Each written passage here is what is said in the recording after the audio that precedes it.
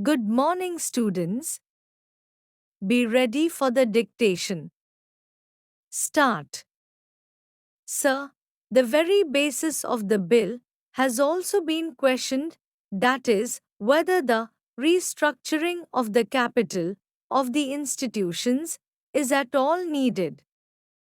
It is our view that a developmental agency should be organizationally independent and its board professionalized.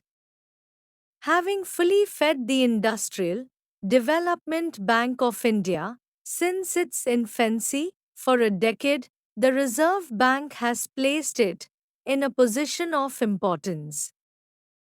The government have, therefore, taken the view that the time has arrived to elevate status of the development bank to that of the principal financial institution.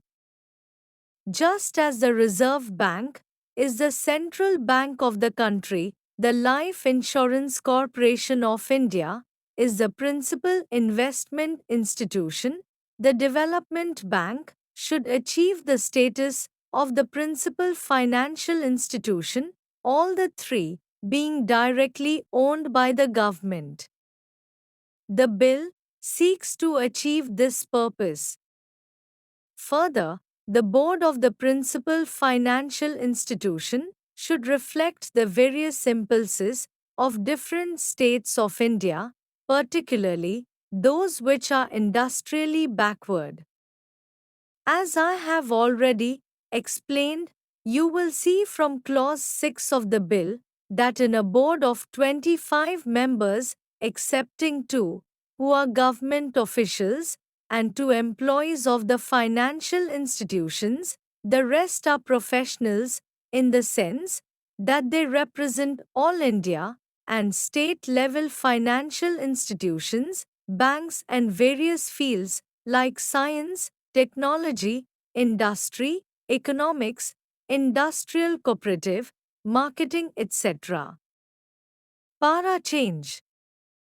The Reserve Bank, as the central bank of the country, will be represented at the level of a deputy governor on the board and on the executive committee of the Development Bank.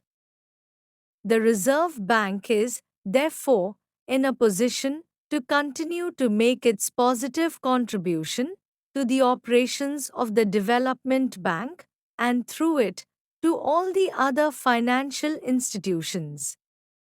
It has also been argued that after the restructuring of the Development Bank, neither the volume of credit to industry will increase nor will the cost of credit decrease, and thus there is no economic rationales for the bill.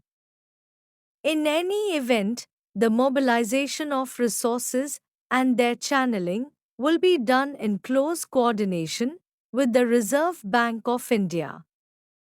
Having elevated the status of the IDBI and made it statutorily responsible for the coordination, the Development Bank and the other financial institutions will work with greater cohesion, and to that extent there will be better development of resources all round. A point has also been raised that, with the transfer of the shareholding of the Industrial Development Bank of India from the Reserve Bank to the government, large industrial group would have easier access to institutional finance than before. In the second note of dissent by my honorable friends, a similar point has been made that the credit policies to be followed by the institutions have not been defined. The policy of financing industry, including small scale industry, cooperatives, etc., and the large industrial groups, is determined.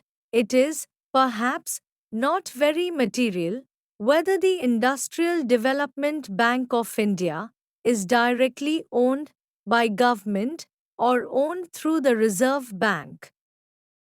Parliament has, therefore, the opportunity to oversee the policy being followed by the Development Bank and the other institutions in financing industry in general and the larger industrial groups in particular. Thank you, students. Over.